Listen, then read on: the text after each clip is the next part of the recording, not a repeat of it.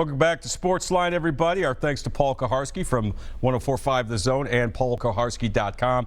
Really encourage you to check out his website. Some great inside stuff. If you're a diehard Tennessee Titans fan, it's good stuff for you there. So definitely check that out and follow Paul on Twitter. An update from Memorial Gym right now. 11:54 to play in the second half. It is Vanderbilt leading Middle Tennessee 44-42. Good game going on between these two in-state, mid-state rivals. Again, Steve Lehman will have highlights of that game for you over on News Channel 5 on our 10 o'clock newscast in the sports segment. So we'll have highlights and post-game reaction from that game. Again, good game going on between Vandy and Middle Tennessee.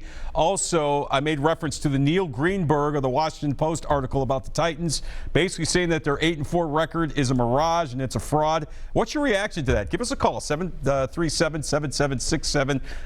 Where are you at with the Titans in their record right now and as they sit in first place? Actually, the Titans and Predators both in first place at the same time. And I think that's pretty cool. Again, Robbie Stanley from NHL.com is going to join us at the bottom of the hour. I want to get your reaction to this Titans article. It's up on both my Twitters, at Jon Burton 32 and at NC5_Jon Burton. Check it out, read it, and love for you to give us a call and react to it.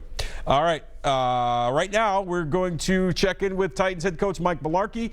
Big couple of weeks coming up for the two-tone blue. At Arizona on Sunday. They'll stay in Arizona, practice all week, and then head to San Francisco a week from Friday for their game with the 49ers a week from Sunday. Here now is the head coach of the Tennessee Titans, Mike Mularkey. Not practice, Delaney, Logan, and Morgan, and then limited was Richard. And hopefully you'll get a little more from Richard tomorrow, and we'll see where those other guys are by tomorrow, day to day. How do you look out there to you? Richard. I did some things I hadn't done, so he progressed from last week, so that was good to see. So I thought we were smart with him. It's been handled very well, especially by him. And I guess Logan just going to be monitored throughout the course of the week as part of the you just got to go in stages, and he's got a chance to practice tomorrow if it works out. How do you prepare, I guess, with him being uncertain with Larry Fitzgerald coming up this week? Next guy got to get up and get ready to play, and we fortunately have some guys that can do that, which they showed last week. How does preparation change starting this week and over the next 2 to 3 weeks where you're playing opponents that you only see once every 4 years? Preparation is not much different for the players. Hopefully they're studying a little more personnel-wise. Obviously, it's been a while since we played them. Defensively, it's not far off what we already do. So it's not like the scheme-wise. It's just personnel that's doing it. There's some wrinkles here and there. You do have to put a little more time into the game plan, coaching-wise. I know we have, but that's the nature of the beast when you haven't played a team for so long. But more about their personnel. How does Patrick Peterson change the game? Well, in which phase? He can change it in either one. He's a cover down corner, and he's a punt returner that can score it any time he gets it. So he can change the game in a good way for them, and hopefully not, On defense, do you try to shy away from testing a guy like that, or? Well, I can't tell you where he's going to line up, so it'd be hard to go into a game plan and try to shy away from him when you don't have any idea where he's going to line up. He can line up anywhere on the field. So no, we're going to challenge. He's going to challenge us. We're going to challenge him. We're going to play. We got to win. We got to win out there. And Fitzgerald, is he lining up a lot in the slot these days, or where's he? He lines up everywhere too. He then runs all routes. He does everything you can ask a receiver to do. If he's in the slot and Logan's out, and you're compelled to try to get Adoree on him, is Adoree at a point where he could line up comfortably in the slot? I think Adoree's pretty confident in his ability to do that. Yes. You faced some really good receivers in recent weeks. What makes Fitzgerald kind of special, and why is he going to do it for so long? His size. He's physical. He can run all the routes. He's patient. He's very good in double moves.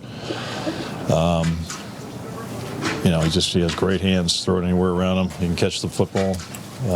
He's as tough as I've been around in regards to blocking. The run game all relies on him. he's like another tight end the way he blocks. And he blocks linebackers. I've seen him block defensive ends. I've seen him block everybody. So he's a special player. You were with Gabbard in Jacksonville. What do you see from him now? Maybe it's different from 5 years ago. I mean, he's matured. He's got more playing time. He's got more starts. He's grown up, since then. So you can see there's a maturity in his play.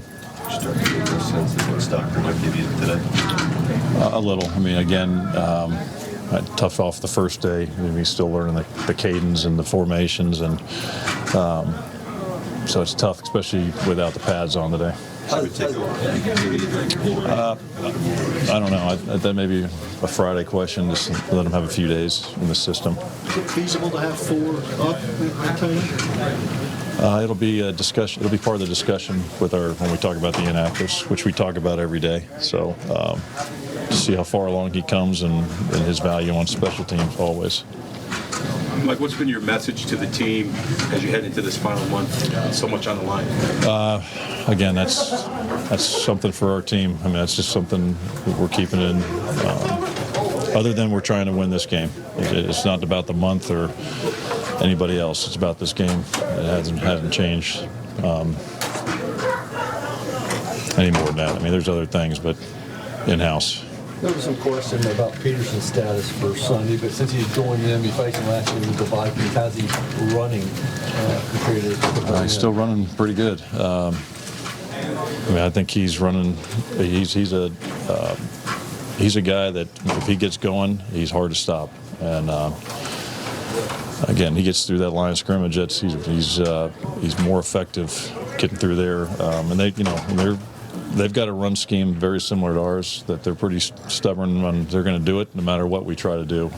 And he's the kind of back that you want to have to do that. He's still playing at a high level. Why has this team been so good against a run? What kind of triggers the emergence or the consistency of this team stopping the run? Being disciplined and doing their job, being where they're supposed to be, being in their gaps, tackling better than we have. Our secondary support is as good as there is in the league. A lot of reasons. You talked about the run offense getting such better one-on-one blocking and an all-around better effort. We've talked throughout the year about the inconsistencies there. What's the key to carrying that over from one game to another? Well, seeing what if you do it and if you don't, the results. To Marcus talked, I guess, last week about maybe trying to work on his footwork a little bit, using his legs a little bit more. Did you see some evidence of maybe Sunday's game that he had tweaked anything? I didn't see that. I know he threw the ball well. He had a really good week throwing the ball last week, and I'd say that again today. You mentioned secondary support and stopping the run game. Has Dory been a better tackler than you thought he maybe would be coming in the league? Actually, he showed he was not. He's pretty good, and especially you're going to play some cover too. You got to have a corner that can support the run and be out there by himself. I thought I saw that on tape from college, and he hasn't let us down. And he's not afraid to stick his nose in there. All right, that's head coach Mike Mularkey as the Titans get ready for Sunday's game in Arizona against the Cardinals.